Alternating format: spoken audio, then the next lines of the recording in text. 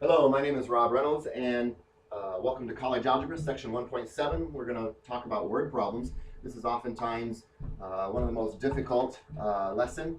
We're going to talk about interest problems, mixture, uniform, motion problems, constant rate, and look at some applications. When you're doing a word problem, you want to do a flow chart, read the problem, write down identify some variables, give me a verbal description of what's going on, translate it into an equation, solve the equation, find a solution, and then, of course, check and make sure it's a reasonableness of the answer. So the first thing we'll start out with is kind of easy. It says for uniform motion, the time required, I'll define it as t, for an object to travel equals, we know what that looks like, the distance, I'll define another variable, travel, divided by the velocity. So I'm going through and I'm kind of saying, translating this into English, time is equal to the distance divided by velocity. Or I'm sorry, translating the English into a math equation. If you went ahead and multiplied both sides by velocity, you would have velocity time is equal to distance. And then to solve for velocity, we could say velocity is equal to distance divided by time. And so you reword that, the velocity of an object is equal to the distance traveled divided by time. It's the same thing, they just reworded it. Be careful, in most textbooks, S is defined as the distance. So this says distance divided by time out here. So going through, if the number 5 times as large as x, we would write that as 5x. The number 3 less than, if you do 3 less than your age, you would start with your age and decrease it by 3. So be careful, it might be backwards of what you think. The number that exceeds 4, you need to know the definition of exceeds. That simply means add. And the number, when added to x, gives 5. This is a little bit tricky. The number, when added to x, gives means equals 5. So if you were to go ahead and solve for the number by subtracting off x from both sides, you would say the number is 5 minus x. And I think that's what's going to be under here. It's just solving for some number. The length of the rectangle is 4 times the width. Again, this equals, so we're going to say the length is 4 times the width. 5 times the number decreased by 3 would be 5 times the number decreased by 3. The product of 3 and a number increased by 5. Product means to multiply, increase by 5. And the last one down here, it says 6 less than the quotient of 2 and a number. Again, I'm going 6 less than something, so I start with 6 less than something, and the something in this case is the quotient, which means divide, 2 and a number. So 2 divided by x minus 6. So again, strategies, read the problem, assign some variables. I like pictures, so try to draw something, write an equation, get a solution, and check it. Interest problems. You'll need to know certain formulas. Interest is equal to principal times rate times time. The principal is the start value, the amount of money that you put into the bank. The rate is usually some percent. And in time, it's really important. Time needs to be in terms of years. So they might try to trick you. If I say 6 months, that's only half of a year. So be careful when you're plugging this in. Here's the rate. Here's the principal. So we're going to say the amount of interest is $1,000. I'm going to invest $1,000 at 6% for 6 months, but that's only half a year. This question is twofold. The first question is, what's the interest that you're going to be charged? And I think that comes from this answer. And then the second part of this is saying, if you pay back the loan, how much do you have to pay in all? So the first part is $30, but the second part is you're going to add that $30 back to the principal for how much you have to pay back. Be careful and answer your questions. So here we go, financial planning. My recommendation right now for you is to pause the video, read this problem, and try to write an equation. I'm going to move forward. This says you have $70,000 to invest, and it looks like we have two investments. We have a certificate of deposit, which I'll let be C, and we have some bonds that have a slightly higher interest rate. The certificate of deposits look like it's only paying 8%. So she's got some investment into the certificate of deposit at 8%. She's got some bonds at 12%. But we know that the amount of money for certificates plus the amount of money for the bonds will equal $70,000. That's how much she has total to invest. We also know some interest rates for the 8% certificate of deposit and the 12% bond. She knows she wants to make 9% overall. So it's 9% of her investment, $70,000. Some people find these charts very, very helpful to kind of organize their thoughts. So the principal is the amount of money that we're investing. So we don't know how much the bond is, so we could let that be X or we could let that be B.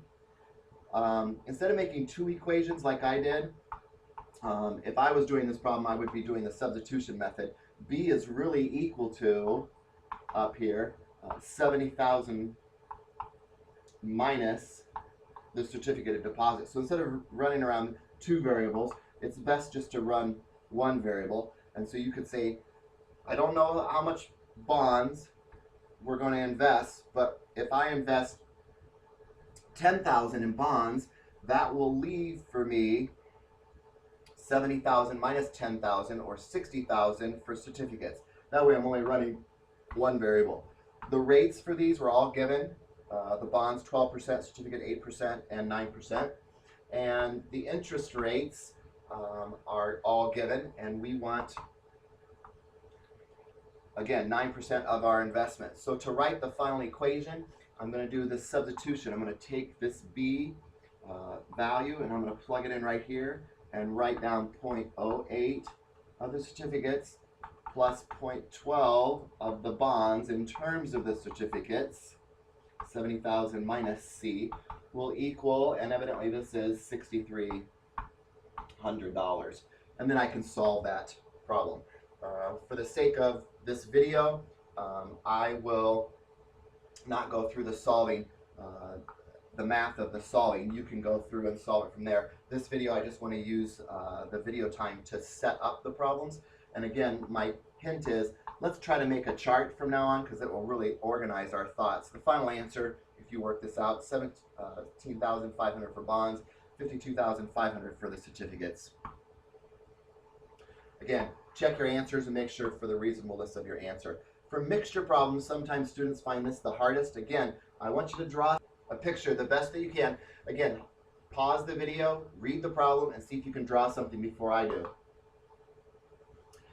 In this case, looks like we've got a grade B mixture and a grade A mixture. So I'm going to draw out, here comes your grade B.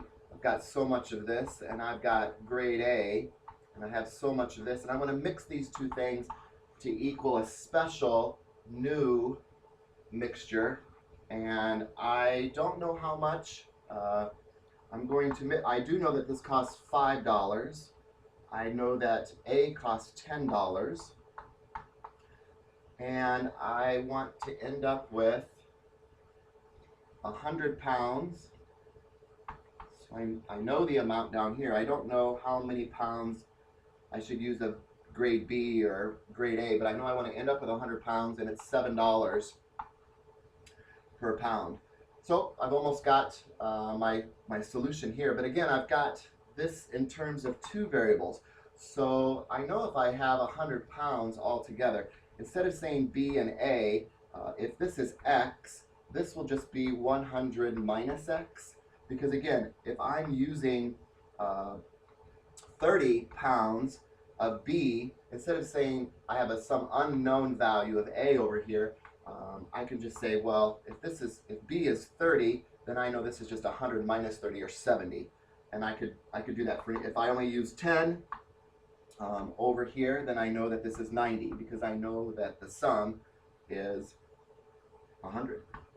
So again, the book did a much better job drawing pictures than I did, but we're going to try to write an equation for this and just say $5 for the x plus $10 for what's left over from my x, or 100 minus x, and set that equal to $7 times 100.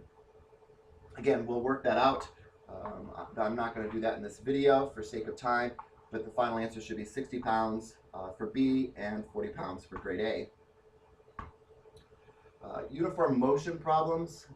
This is usually your distance equals rate times time. Sometimes the book uses a little bit different formula. Again, I told you distance, in this case, is always S. And velocity is the same thing as your rate, which is the same thing as your speed. But be careful, speed is not your S, distance is your S. And then time is, again, in terms of years. So we're going to try to draw something again. Read the problem and see if you can't draw a picture. This one is a little bit harder. I hope you try to make a chart. Once you pause the video and see if you can fill in this chart down below. The hard part about filling in the chart for this one was trying to figure out what we're trying to find. And we're trying to find how far each one is going to go. But the unknown value is time for the car, because Tanya took off 2 hours before the car. So if the car has been going for 3 hours, then Tanya's been running, well, for a long time. 3 plus 2 is for, Tanya's been running for 5 hours. And then this unknown, this is just the product. So once you have the velocity, if distance is equal to rate times time, all they're going to do to find the distance is multiply 8 times, will give me the distance. And again, the product of 40 times t will give me the distance. The nice part is I know that they go the same distance because now they're caught up. So I'm just going to set those two distances equal to each other. There's one distance. There's the car's distance. Set those equal and solve. And again, final solution. The Honda is going for a half an hour. And Tanya must be going for 2.5 hours. For sake of time again, please pause the video and see if you can't draw another picture for this scenario. The key is we're trying to find the speed of the motorboat, which is constant. So again, we're trying to find, I don't think I want to let S be the speed because I might get that mixed up with the distance. So I would probably say the speed is my rate. And I'd probably use some kind of a formula like distance equals rate times time. But drawing a picture is the first order of business. Once you kind of have a picture of what's going on here, it looks like the boat's going to go out some distance and then come back. So we know that the distance out must be equal to the distance back. And so after I make my chart and fill in my information, I'm going to set those two distances equal to each other. So I know that distance is equal to rate times time, but remember on the previous slide it looks like I was trying to solve for the rate of the boat. So if I'm going to solve for the rate of the boat, I'll probably divide by time here. And I'll say my rate is equal to distance divided by time. So once you fill in your chart and you have time for it takes you to go upstream and a time that it takes you to go downstream. A huge hint here is the time that it goes up and means plus the time that it goes back equals 6. So we could write that out.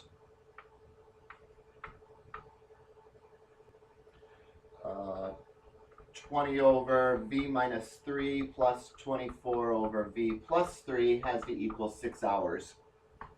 The hard part here is trying to come up with a common denominator and solving this, but again, the point of this video is to set it up. Hopefully you can get down to 2 answers.